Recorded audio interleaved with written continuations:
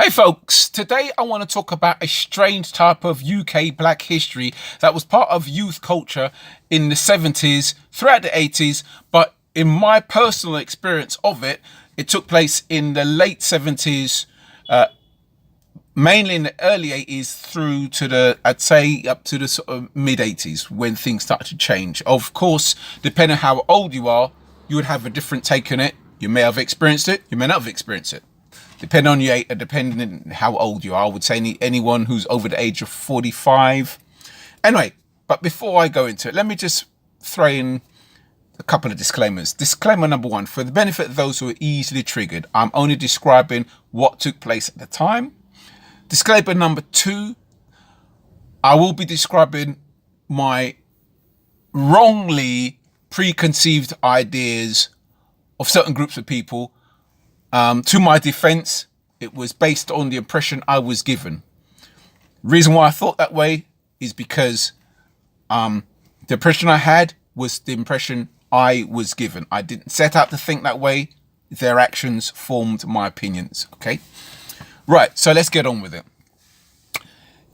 If you are a young black man at the time, in the late 70s, early 80s, in the main part, from my experience, right, the reaction you got from a woman was all determined on how you dressed. Now, some of you saying, wow, big revelation, what's the big deal? It's no different from today. You will be correct to a certain degree. Of course, how you dress makes a difference on what kind of reaction you get from anyone, right? But the difference between youth culture then compared to now, back then, the dress codes there was more of a uniform code. Your dress code determined what sort of music you listen to, what sort of parties you would go to, parties and nightclubs you go to, what type of friends you'd have, and what kind of attitude you're more than likely gonna have. Just by your dress code. Your dress code said all of this, so you could be walking past a person and you know whether in your mind they're approachable or unapproachable. The difference with the youth culture back then, you had different, you had more identifiable groups. Let's say if I go onto the white side, the white people side of the tracks, of course, unfortunately, you had the neo-Nazis who were skinheads and braces, the racists. Then a lot of white guys were sporting the heavy rock look, like the jean jacket with the Iron Maiden t-shirt underneath. And then there was a revival of the mods and rocker things going on. Some would like Teddy Boys, who were also in the camp of, from my impression, was also in the camp of bigot and racist. And then you had the mods, a revival from the 60s. And then later on in the early 80s, then you had the rise of the new romantics and the goths. Okay, so that's the white side of the tracks. But on the black side of the track, if you're a black man, you slipped into one of two categories. You was either a reggae boy or a soul boy, or a reggae man or a soul man, whichever you fit. And that determined who you approached female wise. Now, I would say the reggae guys had it a little bit easier than the soul boys. Now, my history, I started out as an armchair reggae fan, and throughout from then to now, I still love my roots reggae, my heavy reggae and stuff like that. But I became a lover of the soul scene because I loved the friendly atmosphere of the nightclubs. I fell in love with the dancing, and I was just sold. I was sold. So I started to dress like a soul boy. Now, this is kind of weird. Thinking about it in 2019, thinking back to what took place then seems really strange, right? Back then, right, the black women, most of the black women were reggae women. I'll also touch on the different types of reggae women in a second. But most of them were into reggae. And they hated a soul boy or a soul man on sight. Soon as they looked at you, you got a dirty. Not all the time, but in a lot of cases, soon as they looked at you, you got a fucking dirty look, or you got a cold vibe. Why did we get that cold vibe? Why did we get a dirty look? Because as far as they're concerned, soul boy equals white woman. Soul boys date white women. Soul boys do not like black women. Soul boys prefer white women. Everything. It was just that was what's running in their head. This is what they've told us. So, far as we're concerned, you do not go anywhere near approaching a black woman was, for some of us, not all of us, for some of us, it was like fucking approaching a tiger. You just fucking avoided them. Unless, of course, you knew them, or unless they gave you some sign that they were into you or something. But unfortunately, that was the attitude that we had by their own very actions. Now, there were two types of reggae girls. You had your roots reggae, who had their hair wrapped up, more Afrocentric, like Bob Marley backing singers. Then you had your more Western reggae girls who dressed similar to sort of Margaret Thatcher hairstyle, sort of very conservative, kind of a bit more blinged up. Not as blinged up as a 1990s ghetto fabulous chick, but bit more Western. They were the more guilty suspect, because the roots reggae type, because they're more Afrocentric, they look at you as a black brother, so they were more nicer to you. But the more Western wide, they were the tigers. You didn't want to approach them. And thinking back, it just seems really weird that took place. Now, regarding to the black women was on the soul scene, they were called the Soul Sisters. Now, with the Soul Sisters, how you recognize them, they dress a bit more quirky. They'll have them, they'll be sporting a funky afro, or they'll have something quirky about them, maybe a few funky beads on, or maybe they have their hair shaved or something like that. And with them, it was the opposite. You knew that, well, you had the impression that you could approach them and they'd be friendly and down to earth and warm and so forth. The makeup of the nightclubs then on the soul scene, until the mid-80s, you didn't see many black women at nightclubs. It was mostly black men, a lot of white women, and obviously the white guys who was into soul music. If you want to meet a black woman, you'd have to go to a reggae club. But because of your dress code, either change your dress code, or you don't go at all.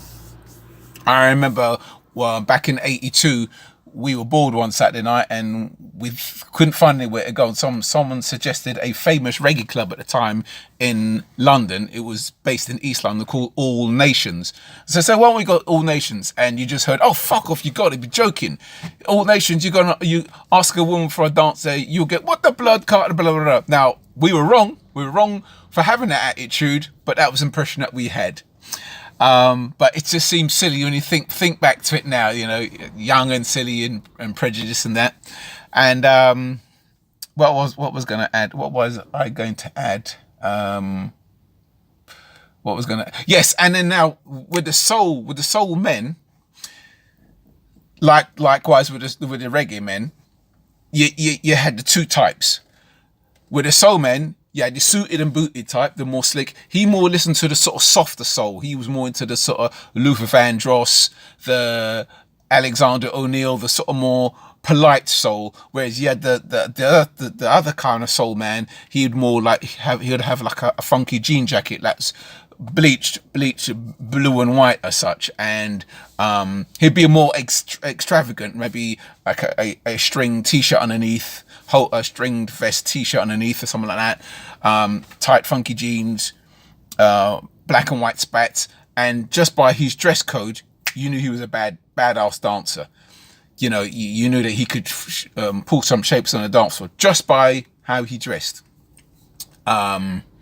The suited and booted one was probably a good dancer too, but he probably wouldn't be a badass as the funky guy because his dress code would restrict him with his movements.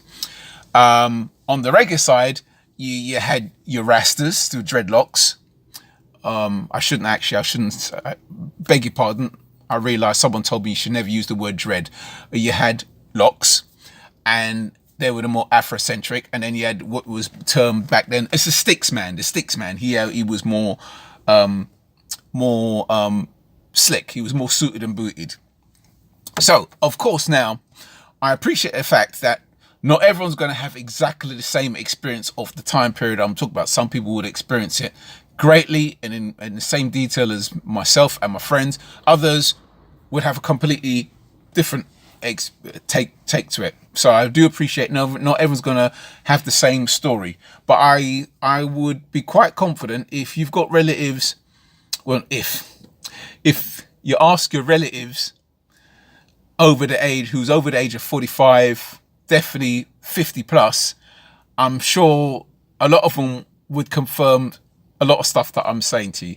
And it just seems strange. And even when I think back to it, a lot of it was quite silly.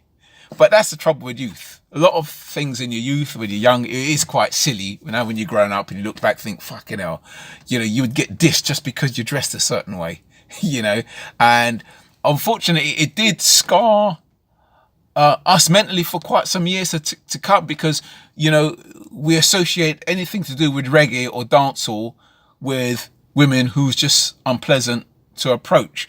And even though, yes, there's some truth in it to a degree, but I still, looking back now, I'd say, we were wrong to prejudge that way.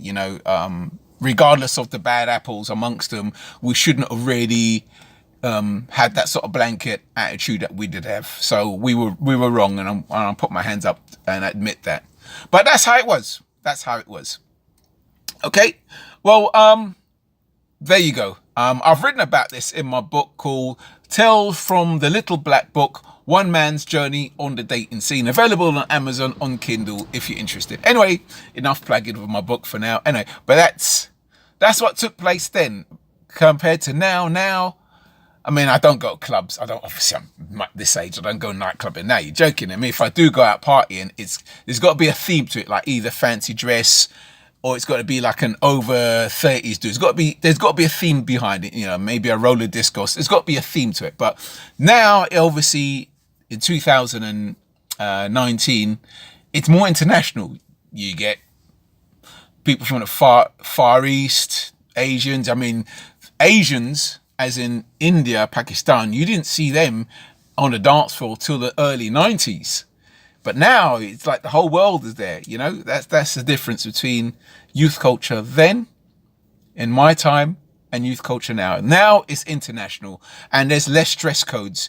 If you've got an MC, if you've got an MC who MCs over grime and drill music, he looks no different to an MC who MCs over hip hop or house and garage. Whereas back in my day, there's a clear difference between a guy who's a rapper, who's a breakdancer, compared to someone who is a DJ to dancehall. Absolutely complete different, Right. That's another thing I forgot to mention. Of course, the B-boy scene as well that took place for us in the turn of the decade, 79, 80, of course. But that there would be classed on the funky side of the soul boy scene.